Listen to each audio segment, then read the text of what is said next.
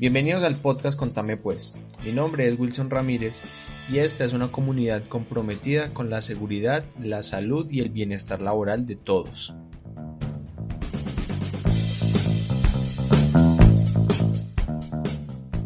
En esta ocasión traigo una compañera muy especial, ella se llama María Camila Ruiz Díaz. Ella es psicóloga, especialista en salud ocupacional, trabaja con una de las cajas de compensación más grandes de Antioquia, por no decir de Colombia, y en este caso la invité porque sabía que nos podía ayudar con un tema muy especial y es cómo estamos asimilando el tema de la ansiedad durante estos días de cuarentena. Sabemos que la ansiedad puede generar algunos temas como depresión, estrés, puede generar un poco de violencia, puede generar un poco de disconfort y más en estos días donde tenemos que permanecer en nuestras casas con nuestras familias. Y tal vez muchos están acostumbrados a salir al día a día a trabajar o a cumplir sus obligaciones laborales o hacer otras actividades y no mucho en permanecer mucho tiempo en la casa, entonces esto puede generar un poco de conflictos. Así que trato de traer este tema porque me parece importante para que todos sepamos cómo identificarlo y qué podemos hacer. Sin más, los dejo con la interesante entrevista que tuve el día de hoy.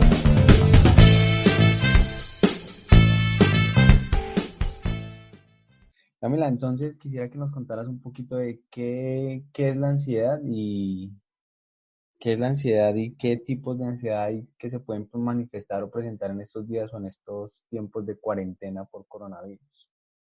Listo, Wilson. Entonces, mira, la ansiedad realmente es un miedo intenso y extremo que lleva a un bloqueo emocional de lo que hace. Como estamos hablando primero de este tema del COVID-19, me parece necesario tener en cuenta que la ansiedad en estos casos o en estos momentos que estamos viendo puntualmente está provocando gran preocupación o malestar emocional en la población por la incertidumbre que genera la ansiedad, teniendo en cuenta esta situación que estamos viviendo ahorita mismo con el COVID-19. Nosotros sabemos que la mayoría de las personas en estos momentos están en un proceso de gran preocupación o de malestar emocional. Esto es a raíz de la incertidumbre que provoca o que genera el rápido contagio de este virus, la sintomatología que podamos llegar a tener nosotros, nuestros familiares, nuestros vecinos y las personas que conocemos, y los posibles desenlaces en los que termina la enfermedad en sí, que si bien pueden ser favorables para la gran mayoría de las personas, pues habrá unos tantos afectados que probablemente, aparte de ser ellos los que se afecten en su nivel de salud o de vida y muerte, habrán otras personas que estarán afectados por la depresión o por la ansiedad o por el mismo estrés que provoca estar predispuesto a estas situaciones que son altamente estresantes. Claro, o sea, el tema de incertidumbre es como ese pensar constantemente siempre en la misma idea de, bueno, ¿y qué va a pasar? Y si ocurre esto, y si me pasa Sí, esto, y si un familiar esto. exactamente, es como la incertidumbre frente a lo que estamos viviendo y a lo que podemos llegar a vivir en un futuro.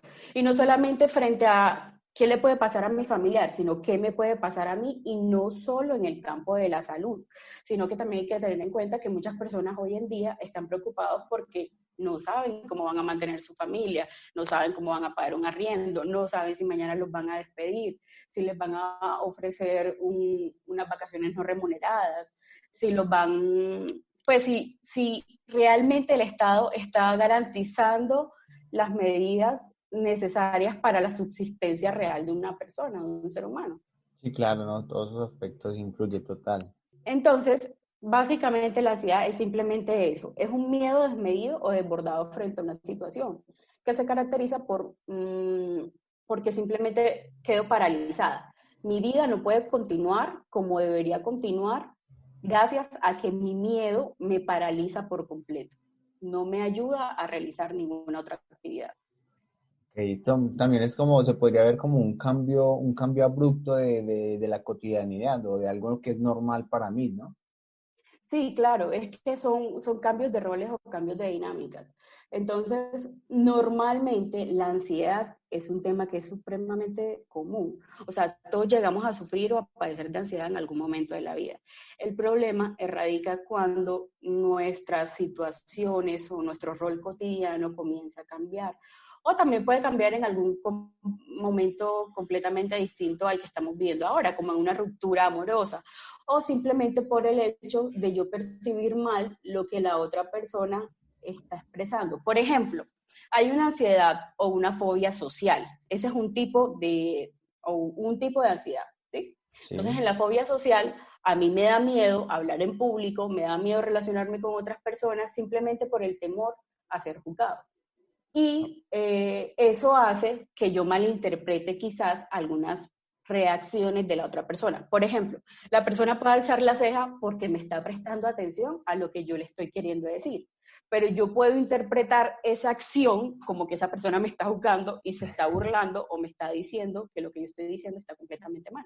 Claro, y normalmente tendemos es a analizar lo negativo. Claro, no nos Normalmente. enfocamos o no pensamos como en la parte positiva, porque lo positivo se olvida o se supera mucho más rápido que aquellas cosas que realmente nos afectan, que es lo negativo. Sí, claro, total. Ok, y entonces digamos que esta incertidumbre o estos miedos que nos produce la ansiedad, ¿qué patología nos podría generar o qué efectos en la salud nos puede generar? Listo, mira, nos puede generar que dejemos de de asistir al trabajo, de relacionarnos con nuestros seres queridos o con las personas que de pronto no son tan queridas. Nos puede llevar incluso a un proceso superior como el proceso de la depresión o el estrés, pero ya no en términos solamente psicológicos, que normalmente puede ser un episodio en el que yo quiero estar completamente alejada porque hay una situación específica que me está alterando, o hay muchas situaciones que me está alterando y me tienen pensando en esas determinadas situaciones. Entonces, el punto en este caso sería tratar de mirar qué es lo que me está afectando, cuál es el pensamiento en el que me estoy enfocando. Si puedo, sería mucho mejor anotarlos, cuáles son las situaciones que en sí me generan malestar, qué es lo que me está dando dolor de barriga, qué es lo que me está dando dolor de espalda, qué es lo que me está dando dolor de cabeza, qué es lo que me está dando nerviosismo, ganas de vomitar, fatiga, inapetencia, qué es lo que me tiene ansiosa o me tiene despierta toda la noche. Esas son como las sintomatologías más comunes para uno determinar si ya ha pasado durante 6 meses este tipo de situaciones. Lo más probable es que yo tenga la ansiedad, o sea, sufra de ansiedad. Y que en este caso, si no tomo a tiempo, es decir, antes de esos 6 meses, la terapia, que en este caso lo más recomendable sería la terapia cognitivo-conductual, lo próximo sería tomar medicación. Ya eso es por la parte psiquiátrica. Pero normalmente suelen ir combinados porque el medicamento en sí solamente lo que hace es que te ayuda como a que vuelvas a tomar, a que tus neuronas vuelvan a tomar el rumbo, o el rumbo real de cómo deben funcionar. Pero si uno no la ayuda, primero con la disposición y segundo con las actividades que uno pueda terminar desarrollando para enfrentar o para mejorar esta falencia, pues no se va a lograr ningún cambio. Entonces ahí es cuando se me puede desarrollar o una depresión o puedo sufrir de estrés, que también yo puedo llegar a sufrir al mismo tiempo ansiedad, depresión y estrés. O sea, Son tres enfermedades diferentes y para cada una hay una pastillita. los tres Entonces, males juntos. sí, sí, exactamente. Es que una enfermedad, cualquier enfermedad mental puede ayudar a contribuir que otra enfermedad mental aparezca. Ok, complejo. Por ejemplo, eh, digamos que personas que ya tengan patologías como por ejemplo temas cardíacos, temas de presión, o esta frase común que escuchamos a veces que dicen que, ve, estás comiendo demasiado, sí, es que estoy ansioso, ves que estás muy delgado, sí, es que estoy ansioso, entonces casi no estoy comiendo, o sea, sí puede, digamos, afectar, influir, potencializar ese tipo de actitudes o hábitos. Sí, claro, porque pues nosotros, el ser humano completo es como una máquina. Entonces, si algo nos está fallando, normalmente, si algo a nivel mental nos falla, normalmente a nivel físico también lo va a hacer. Y viceversa. Es como por decir, la persona que hoy iba conduciendo por cosas de la vida se accidentó y quedó sin una pierna, obviamente su afectación es física, pero posterior a eso va a haber una afectación mental. Y lo mismo pasa con las personas que son ansiosas. La ansiedad hace que los latidos del corazón puedan ser mucho más fuertes, que la presión se me suba. Y si la presión se me sube, yo puedo llegar a sufrir de un infarto cerebrovascular. Entonces, fácilmente puedo llegar a tener un infarto o puedo fallecer durante el proceso. Si es algo que realmente no puedo controlar, ni siquiera haciendo ejercicios de respiración o tomando conciencia de mí mismo, de mi entorno, de qué es lo que me está poniendo ansiosa o ansioso, en estos casos ya sí se podría llegar a somatizar la enfermedad mental en una enfermedad física. Ok. O sea, tal vez es que, digamos, muchos no le prestamos atención a este tipo de situaciones porque pues pensamos que la ansiedad es como pasajera, ¿no? O sea, como decir, ve, estoy en un momento de estrés, no sé, digamos un ejemplo, parciales de la universidad, entonces estoy ansioso porque tengo que pasar, estudiar mucho para exámenes y ya. Pero una vez pasa esa etapa, pues pensamos que tal vez eso se pierde o se reduce. Lo que pasa es que eso depende mucho de la dinámica en la salud mental con la que nosotros lleguemos predispuestos al universo y también con los factores ambientales con los que convivamos.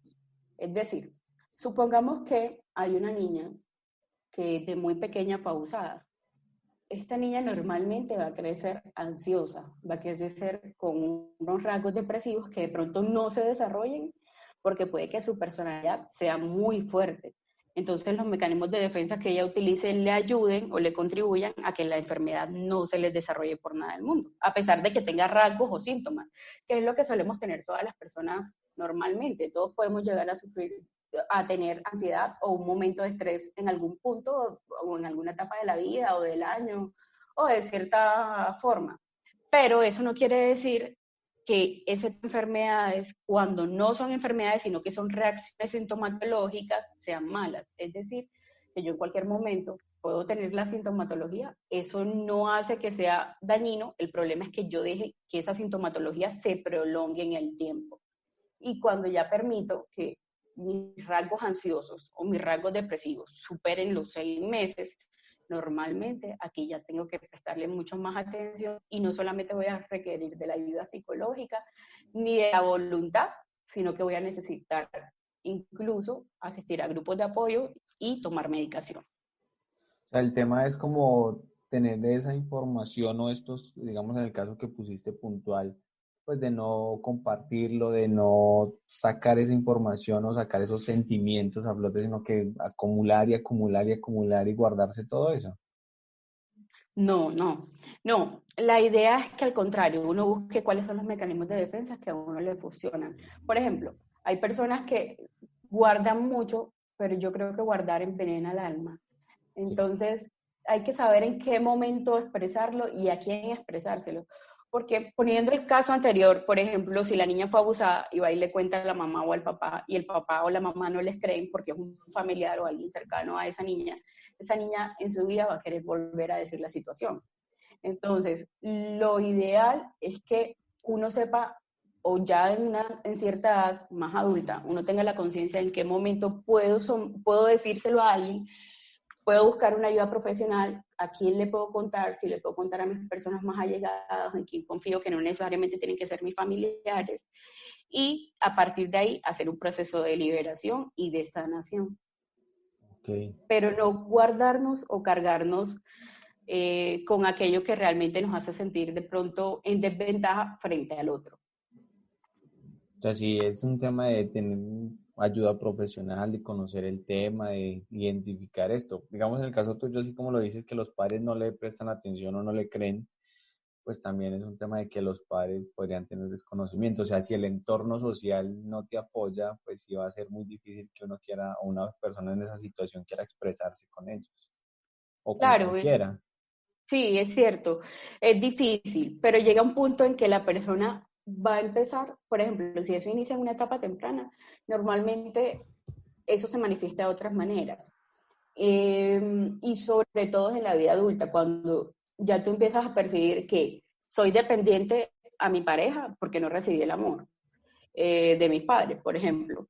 Sí. Soy muy promiscua porque quizás de pronto en la infancia fui abusada, o por el contrario, evito o evado el sexo por la misma razón. En esos casos, si vemos bien, Normalmente el ser humano reacciona de formas distintas, pero tú te vas dando cuenta con el tiempo que hay algo que está funcionando mal y ahí es cuando recuerdas por qué de pronto viene funcionando mal. Lo que pasa es que las enfermedades mentales se pueden manifestar en cualquier punto o en cualquier momento de la vida. Puede que yo haya tenido una vida saludable, haya crecido con amor, tenga una familia estable, me hayan proporcionado absolutamente todo, educación, alimentación, todo, pero que yo tengo una predisposición genética y eso hizo que a los 45 años o 50 años desarrolle una enfermedad. Aunque normalmente las enfermedades mentales se empiezan a desarrollar en la adolescencia y en la primera etapa de la vida adulta. Ok. Tengo una inquietud, por ejemplo, ahí. Eh, o sea, yo sé que este tema de ansiedad y depresión puede llegar a extremos o complicaciones muy severas, como por ejemplo el consumo de drogas, el tema incluso hasta el suicidio, que son como los extremos que uno ve normalmente. Pero entonces podríamos dividir esto como en tomatologías básicas o claves antes de que eso pues llegue a esas complicaciones más severas como el consumo o el abuso de drogas. Una cosa es el consumo, digamos, tal vez medicado, no sé, pero pues ya Claro. el abuso Mira, o el tema del alcohol o el tema de suicidio o no sé. sí, sí, claro. Pero lo que pasa es que ahí hay una situación que es un poco más compleja. Las personas cuando tienen tendencia a sufrir de abusos en el consumo de sustancias psicoactivas, ya sea alcohol, drogas, marihuana, en hongos, en esos casos es porque no es normal, o sea, es porque hay una predisposición genética normalmente y viene asociado a rasgos de la personalidad. Es decir, no quiere decir que por yo haber tenido una vida trágica, necesariamente yo voy a consumir o abusar de sustancias psicoactivas. Y tampoco quiere decir que por yo haber tenido una vida tranquila, no lo voy a hacer. No, Ujú. sino que eso ya va relacionado a otra cosa que es la personalidad. Entonces, mi personalidad me permite a que yo sea mucho más permeable o manejable por los demás. Así como hay enfermedades mentales que pueden ayudar a que eso funcione de esa manera, como por ejemplo los trastornos compulsivos o las personas con hiperactividad. Como son tan activos y todo el tiempo tienen que estar en permanente movimiento, suelen tener mucha más predisposición a sufrir de excesos. Entonces yo permito excesos en cualquier ámbito, porque incluso en el tema de la sexualidad en sí, que es Sí. cuando también deseo tener múltiples parejas y tener relaciones sexuales todo el tiempo. Entonces, todos estos factores se dan a causa de la personalidad.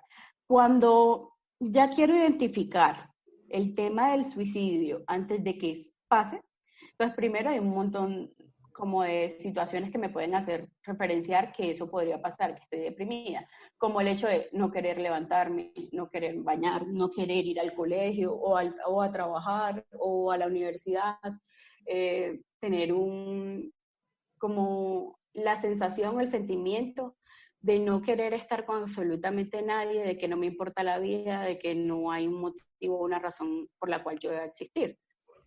Pensar eso no necesariamente implica que yo voy a cometer suicidio.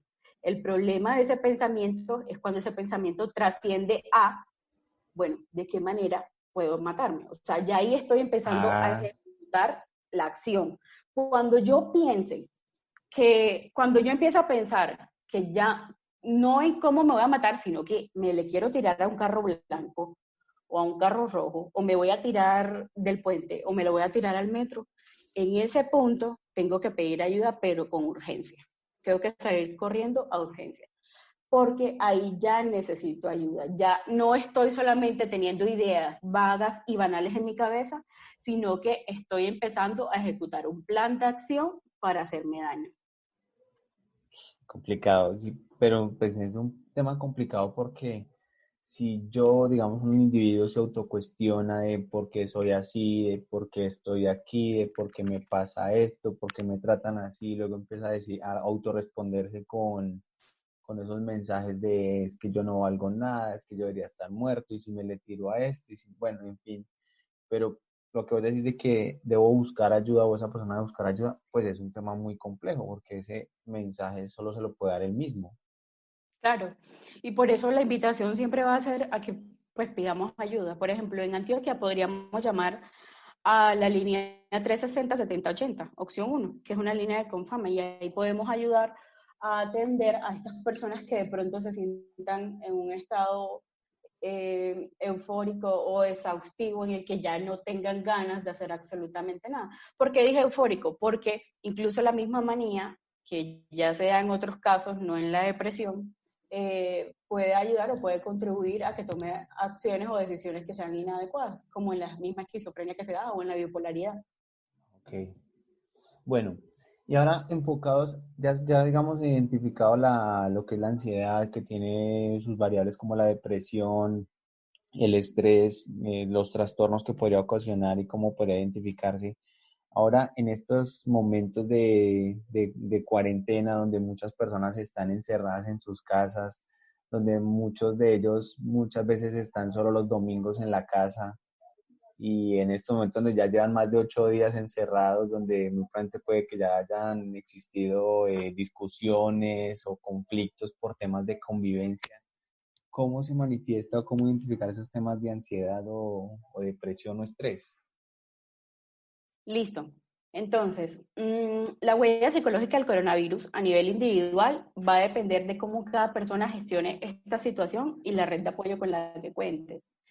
Hay veces que también hay que saber pedir ayuda para sentirnos cuidados. Entonces, lo que normalmente deberíamos hacer en estos casos es, primero, pensar qué acciones estoy tomando yo frente al otro que nos están haciendo disgustarnos o que estamos ocasionando una situación que de pronto no sea la mejor. Si ya el tema se trata de violencia, pero no inicia por mí, sino que inicia por otro, entonces ahí el caso puntual es huir, pedir ayuda. Como no podemos salir normalmente, tratar de llamar a alguna instancia. O si no, en un caso muy, muy severo, salir y buscar pues, a un policía o a la comisaría más cercana, que sería lo más racional, porque tampoco es justo que a causa de la situación que estamos viviendo sigan incrementando o aumentando la violencia intrafamiliar. Si ya el tema va más relacionado con abusos sexuales, es lo mismo. Es muy difícil en este punto porque las personas normalmente cuando son abusadas no dicen, no expresan la realidad. Entonces, normalmente la curva que uno tiene no es la real, pero la invitación siempre va a ser la misma, es que hablemos y que expresemos las situaciones a tiempo, justamente en el momento que suceden, para no permitir que esto llegue a instancias que sean mucho peores. A Sin embargo, tratar de usar los canales de comunicación pues más fáciles entre sus familiares, amigos, colegas o personas de confianza. exacto, así es. Sí, Ok. tratar de buscar, si no puedo ser yo la persona que pide ayuda directamente, comentarle esa situación a una persona cercana para que esa persona cercana me ayude y lo haga por mí. Ok. Y Listo. Otra de las cosas que se pueden hacer, de pronto como para dejar de pensar tanto en el tema del coronavirus, es practicar diferentes técnicas de relajación, como la respiración profunda, la meditación, la autoconciencia, saber en qué espacio, lugar estoy yo aquí, imaginarme de pronto si quisiera estar en otro lugar e imaginarme ese lugar. Eh, Tratar de pensar realmente cuáles son las actividades que me gustan o que me agradan, cómo puedo aprovechar el tiempo libre, leer una película, ver un libro, algo que por mucho tiempo he pospuesto, ¿cierto? Como el tema de voy a hacer ejercicio a inicio de año. Todo el mundo a inicio de año quiere hacer ejercicio. Y para la cuarentena, y para la cuarentena se dificulta un poco más porque la gente lo que precisamente hace es lo opuesto, trata de comer, pero no de una manera saludable, sino que tratamos es de complacer aquello que nos hace falta en estos momentos porque no lo estamos realizando a partir del placer o de la sensación placentera que nos da la comida.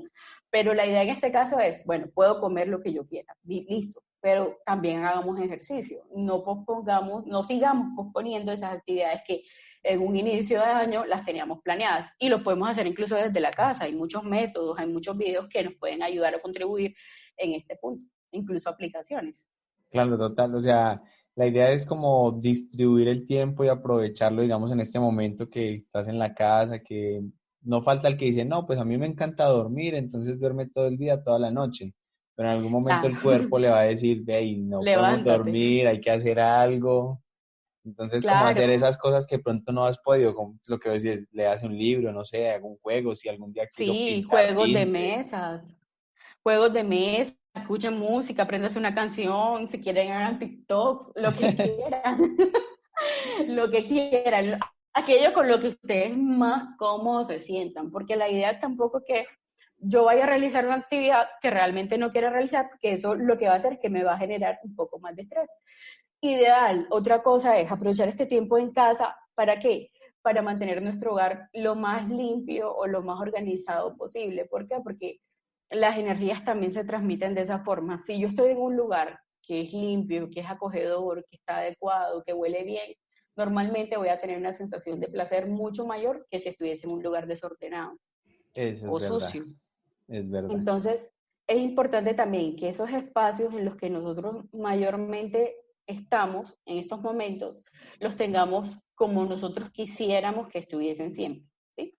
Pero es con la idea o con la intención de que no sean otro factor de estrés o de desorden en estos momentos que son de crisis, en realidad. Incluso recomendarías que es el momento o el tiempo o el espacio para generar hábitos sanos, como por ejemplo si siempre se ha dicho y cada diciembre lo dice, voy a dejar de fumar, creo que es hora de hacerlo. Sí, claro. La idea es eso, es que empecemos a crear hábitos que sean mucho más saludables y teniendo en cuenta lo siguiente. Normalmente el cerebro se adapta rápidamente a las situaciones de alerta. Es decir, si yo cambio mi rutina y la dejo y queda cambiada durante un tiempo prudente, es decir, a partir de los 12 días ya tu cerebro empieza a aplicar ese cambio como un conocimiento autónomo y nuevo. Es decir, que si yo juiciosamente durante esos 12 días me pongo a realizar la actividad que tenía planeada, normalmente mi cerebro se va a adaptar a esa condición y ya posterior a esta cuarentena voy a poder continuar realizando esa actividad sin necesidad de que para mí sea un esfuerzo, como por ejemplo el tema de hacer ejercicio, que de pronto, ay no, qué pereza me da hacer ejercicio, qué flojera, me canso más, no me gusta, pero si empiezo a hacerlo ahorita mismo como parte de mi rutina, ya después hasta gusto le voy a coger. Me voy a sentir más animado y voy a liberar endorfinas y me voy a sentir más estable que si no lo hiciese. Claro, no, a uno le hace falta. Claro, sí.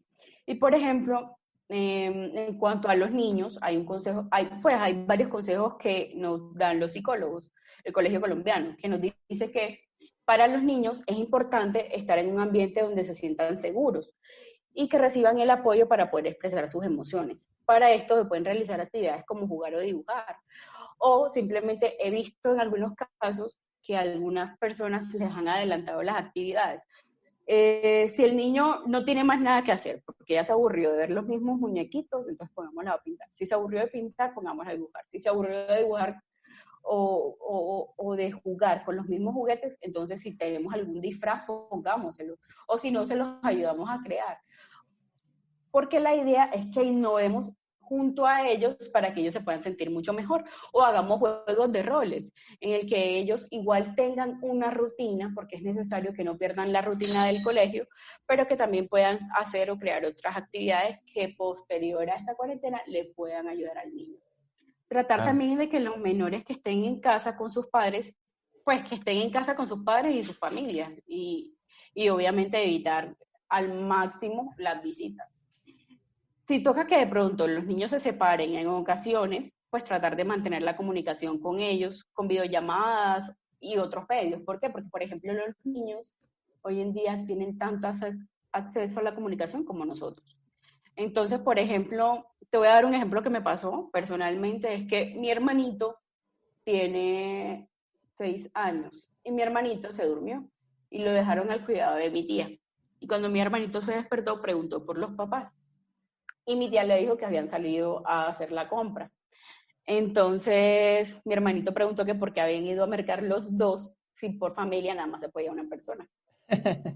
Entonces, entonces ahí ya uno se va dando cuenta que ellos tienen tanta información como la puede llegar a tener uno, ya sea errónea o sea correcta. Entonces, en esos casos es bueno como que estar pendiente de ellos para que ellos puedan estar un poco más tranquilos y no se desesperen en estas situaciones, porque al Claro, igual y ellos no quizás comprenden igual que nosotros el entorno. claro, y lo que dices es súper importante, o sea, acompañarlos constantemente, tratar de mantenerlos ocupados, de que hagan actividades que les puedan ayudar a desarrollarse como personas. Y el tema Claro, de la y es información, de explicarles si eso es bueno, es malo, si está erróneo, pues porque ellos exacto, tragan entero, todo lo van sí, es, asimilando.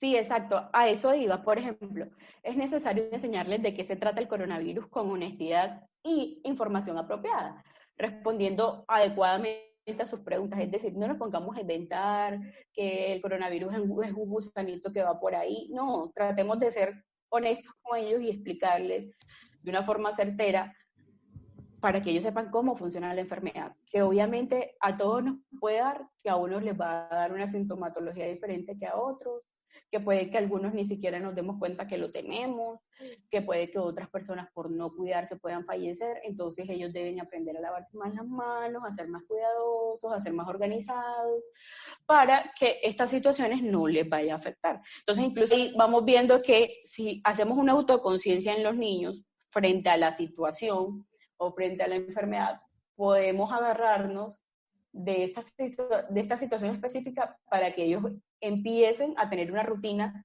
diferente, pero que les ayude o le contribuya a la salud, porque los niños son los que más rápido ponen las manos en el piso, no se lavan y se las meten a la boca.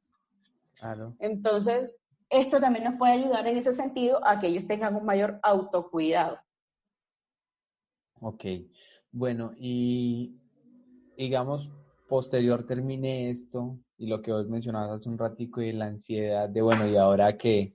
Porque hay que ser realistas, la ley también ya está, el gobierno ya tomó medidas y muchas empresas pueden tomar la opción de hacer despidos colectivos, de finalización de contratos, cese de contratos, porque pues es difícil de pronto que mantengan una nómina con personas que no están trabajando o produciendo. Sí, sí, ¿Qué, claro. qué crees Por que va a pasar ejemplo, posteriormente a eso? bueno, posteriormente a esta situación, yo creo, y teniendo un panorama mucho más coherente, uno diría, la situación no va a ser la que nosotros quisiéramos, porque puede que la cuarentena termine, supongamos que va a terminar pronto, ¿cierto? En el Sí. término que habíamos dicho en un inicio. Puede que las empresas sí vean afectadas, pero no lo suficiente como para despedir a un montón de gente. Puede que por el contrario se vea súper afectada y despidan a la mayoría de sus personas, de su personal. En estos casos, pues hay otros alivios que ya nos han dicho, que obvio no van a ser o no nos van a dar la mayor tranquilidad, porque sí, yo puedo ir y saco mis cesantías. Y en estos momentos me siento bien porque tengo dinero, pero mientras que yo consigo empleo, ¿qué hago? ¿Cómo trato de manejar esta angustia? En Claro. esos casos, lo ideal es que no nos estresemos desde ya. No pensemos en que esa situación negativa va a pasar, porque puede que pase, puede que no. Entonces, la idea es no anticiparnos a la situación que aún no ha sucedido. Lo segundo es, en determinado caso, si veo que la situación se está agravando y puede irse o iniciar para allá, pues igual cuento con unas cesantías. La idea o la mayoría, ¿cierto? Porque hay otras personas que también se dedican al diario. Pero los que cuentan de pronto con las cesantías sería tratar de mirar de qué forma o de qué manera pueden innovar y puedo sostenerme en este mundo que de pronto va a requerir nuevas estrategias a partir de la fecha. Ah, Otra de las cosas es, si por ejemplo la ansiedad mía no es ocasionada en realidad por la pandemia, por el virus que hay ahorita mismo, sino que siempre la he tenido o normalmente he tenido sintomatologías, pero apenas ahorita fue que se me desproporcionó. En ese caso, lo ideal siempre va a ser asistir a terapia psicológica, preferiblemente con el método cognitivo-conductual, que va a ser el que les va a ayudar a que enfrenten esos miedos y les quiten peso o valor a ese miedo tan desbordado que tengo. Y lo segundo es que también asistan a psiquiatría para que por medio de una medicación también se puedan ayudar. tratar de no suspender las medicaciones es de los factores más importantes, porque cuando yo suspendo de forma abrupta una medicación, normalmente los síntomas pueden repercutir en una medida desproporcionada. Y también puede que cuando vuelva a retomar la medicación ya no me sirva, ya no tenga el mismo efecto. Además que todas las medicaciones normalmente, sea para cualquier tipo de enfermedad mental, empiezan a hacer efecto a partir de las 4 semanas hasta incluso los 3 meses. Ese es el espacio o el rango de tiempo en el cual un medicamento empieza a hacer efecto. O sea, que ser constante. Sí, no es inmediato. Por ejemplo, que yo esté sufriendo de ansiedad o de estrés y me vaya a ir a tomar la centralina y ya yo mañana vaya a sentirme bien. No, eso no funciona de esa manera. Sino que normalmente tengo que esperar un tiempo que puede repercutir entre un mes. Puede que a mí me funcione en una semana, pero puede que mi organismo tenga una mayor resistencia y a los 3 meses es que empieza a sentir el efecto de la tranquilidad a causa de la medicación. Entonces, para las personas que no están ansiosas por la situación en general, lo recomendable es asistir a grupos de apoyo, asistir a terapia psicológica y asistir al médico para que pueda proporcionarles el medicamento que realmente usted necesite, teniendo en cuenta las demás patologías que puedas tener. No, nada de automedicarse, que a fulano le Nada de dieron automedicación. tal cosa y va a la droguería y compra eso. Exactamente, sí. Nada de automedicación, porque eso nos puede empeorar mucho más. Por ejemplo, yo tenía una paciente que fue a la droguería y le recomendaron una fluoxetina. Y mi paciente realmente pues la pidió porque se sentía depresiva, estaba muy triste. Realmente no era depresiva, pero ella se sentía así. Pero su condición real era de tristeza. Entonces fue a la farmacia y le recomendaron la centralina, la fluoxetina. Se la tomó y un día decidió dejar la fluoxetina, o sea, la suspendió de raíz. A los 2 días empezó a tener como un efecto adverso, que era que se sentía ansiosa, tuvo un ataque de pánico. Sentía Sí. que la estaban persiguiendo, que había un hombre detrás de ella, se sentía mareada, con ganas de vomitar, con dolores de cabeza, pero no había nada. Incluso salió corriendo a la casa de una vecina, pero la vecina lo que hizo fue que como que trató de calmarla porque realmente no había ninguna situación que representara algún tipo de peligro. Es decir, que fue simplemente un evento adverso a la misma medicación o automedicación más bien. Ok, claro, es complejo el tema ahí. Pero por ejemplo, en estos momentos donde pues no cualquiera tiene la facilidad de ir al consultorio médico, pues para no saturar, digamos, los servicios de salud o el tema de una consulta psicológica, ¿qué puede hacer en estos momentos? O sea, que no tenga que ser presencial. Listo. Por ejemplo, ahorita mismo la mayoría de las EPS están tomando las consultas de manera virtual o telefónica. Es decir, los médicos están atendiendo estos temas por medio de líneas telefónicas y no presencialmente, a no ser que lo amerite. Entonces, cuando es un caso que amerita la consulta, como por ejemplo una hernia, un infarto, pues ya en esos casos sí, en algunos pueden ir por prioritaria y en otros pueden ir por urgencias.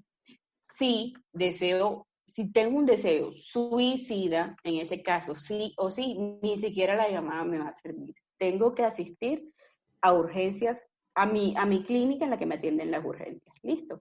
En Ok. otro caso, por ejemplo, es que en el caso en que yo no pueda asistir, pero esté muy ansioso o esté muy nervioso o me sienta triste, porque esto definitivamente me puede generar mucha incertidumbre, como lo decíamos al inicio, pues lo ideal en ese caso es que si estamos acá en Antioquia, por ejemplo, llamemos a la línea 360-7080 para que ya nos brinden la atención adecuada. Esa línea funciona todos los días, las 24 horas. Ok, esa es la línea de atención para que puedan ayudar a ese tipo de personas que estén manifestando este tipo de patologías o sintomatologías. Sí, exactamente. Ok, Camila, muchas gracias por tu tiempo y por tu conocimiento. Ha sido de mucha utilidad y pues no, El tema es muy complejo, obviamente esto en 1 hora, en 2 horas no va a ser tan fácil de solucionar, Sí, pero sí, bueno. este tema para mucho más, es cierto.